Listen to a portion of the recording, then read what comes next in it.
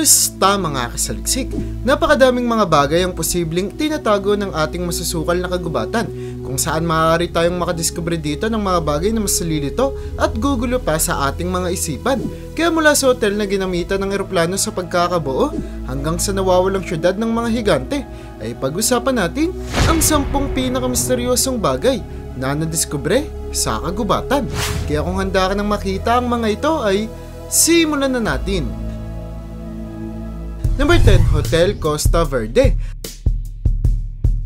Alam mo ba na mayroong hotel na nadiskubring nasa kaligitnaan ng kagubatan ng Costa Rica, kung saan may makikita ka ditong eroplano na pwede mo pang pasukin at kainan?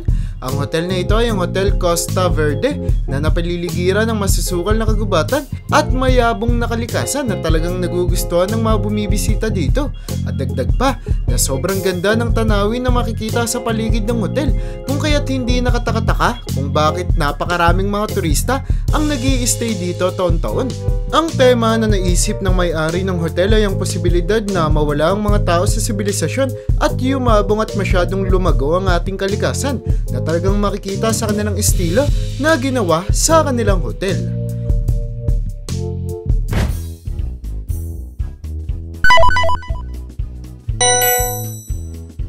Number 9, Tarzan ng Vietnam.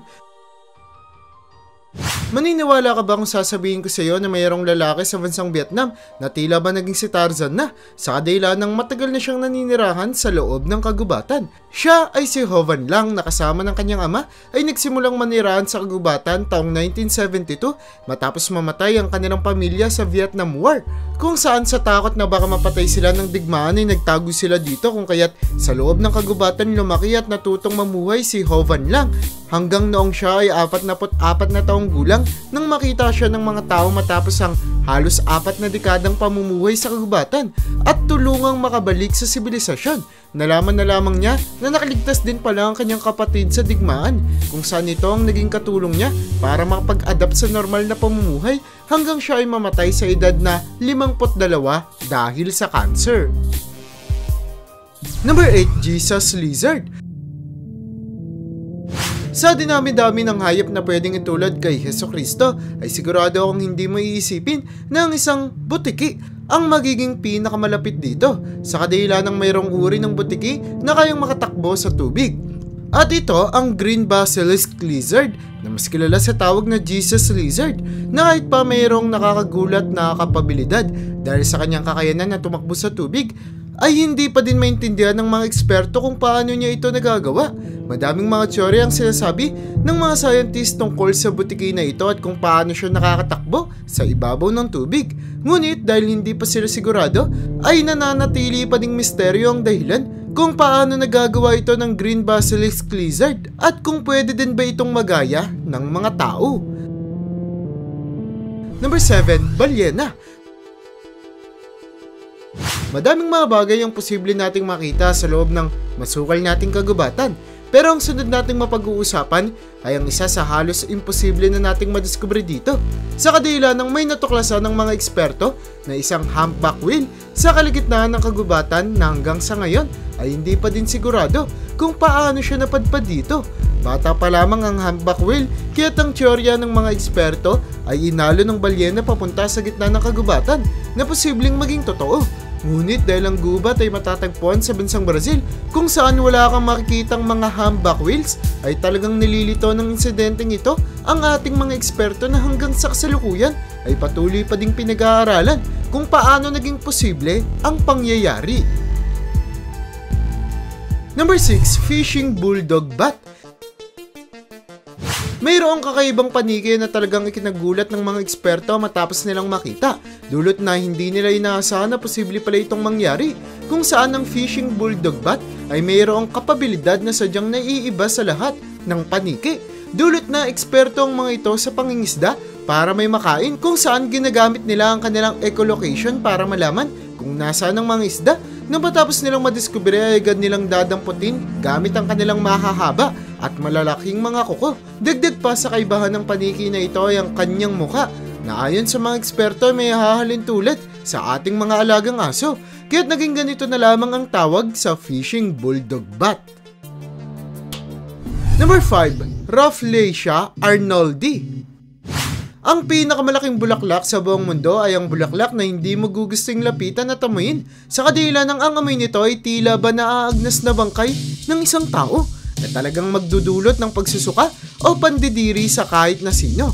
Ang bulaklak na ito ay ang Rafflesia arnoldi na may tinatagong misteryo na hanggang ngayon ay hindi pa din mabigyang linaw ng ating mga eksperto kung saan tanging sa timog silang Asya lamang tumutubo ang bulaklak na ito na hindi kayang tumubo o magbunga sa kahit anong lugar sa ating daigdig na talagang nagbibigay lito sa isip ng ating mga eksperto hanggang sa kasalukuyan. Number 4, Amazon Ring. Madaming mga misteryosong bagay na matatagpuan sa Amazon Rainforest kung saan may mga butas dito na hindi pa din nalalaman kung ano ba talaga ang nilalaman. Pero may mas malaki pang misteryo sa Amazon Rainforest na walang nakakaalam kung paano nagmula at ito ay ang Amazon Ring na hindi matukoy ng kahit na sino kung sino ang may gawa at kung ano ang dahilan kung bakit ito ginawa. Kung kaya't madaming mga haka-hakang rason ang iniisip ng mga residente tungkol dito.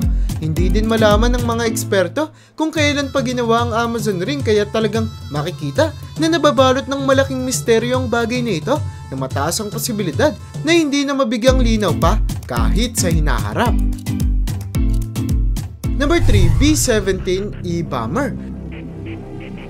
Mayroong malaking misteryo sa bansang Papua New Guinea na kamakailan lamang nabigyang linaw kung saan noong unang digmaang pandaigdig ay may bumagsak na B-17 E-Bomber plane sa gitna ng kanilang kagubatan na napag-alaman na hindi pala bumagsak dahil sa natamo nitong pinsala, kundi dahil nawalan ito ng gasolina na naging dahilan para mag-crash ang eroplano. Nabuhay ang mga crew sa eroplano ngunit kinailangan nilang maglakbay sa loob ng 6 na linggo para lamang makabalik sa syudad kung saan ang naiwang eroplano ay inabot ng halos 3 dekada para madiskubre at maibalik sa Amerika. Number 2, Satanic Leaf Gecko. Mayroong tuko na nadiskubre ang mga eksperto na sadyang nahirapan silang makita at mahanap kung saan ito ang Satanic Leaf Gecko na eksperto sa pagbabalat kayo dahil sa kakayanan nito na magkaroon ng itsura na halos kapareho ng mga dahon sa mga halaman. Kung kaya't mataas ang posibilidad na kung sakaling mapadpad ka sa kagubatan ay makakasalubong mo ang hayop na ito pero hindi mo lamang mapapansin dahil sa kanilang galing sa pagbabalat kayo. Ang mga Satanic Leaf Gecko din ay mayroong kulay pulang dilaw at laway na kanilang ginagamit panakot sa kanilang mga kaaway.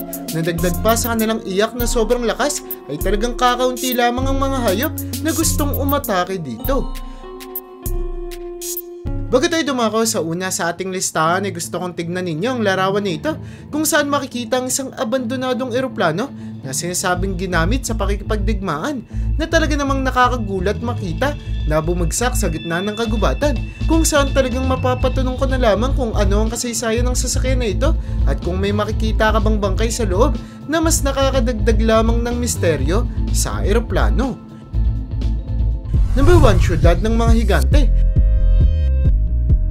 Alam mo ba na kung mapadpad ka sa bansang Ecuador, ay posible kang makahukay ng mga labi ng higante? Ito ay dahil sa pagkadiskubre ng mga eksperto ng mga sinaunang bagay at fossils na sinasabing ginamit noon ng mga higante. Sa kadahilan ng mayroon silang malaking sukat na imposibleng mahawakan ng isang normal na tao sa kasalukuyan. Habang may mga nakita ding bakas ng paa sa lupa na sadyang may mas malaking sukat kaysa sa ating mga normal na paa. May mga natuklasan pang malalaking mga gusali na pinaniniwalaan ng mga eksperto na ginawa at ginamit umano ng mga higante noong unang panahon dahil imposible na magawa ito ng mga ordinaryong tao nang hindi ginagamitan ng teknolohiya o kahit na anong makinarya na hindi posibleng makita noong unang panahon.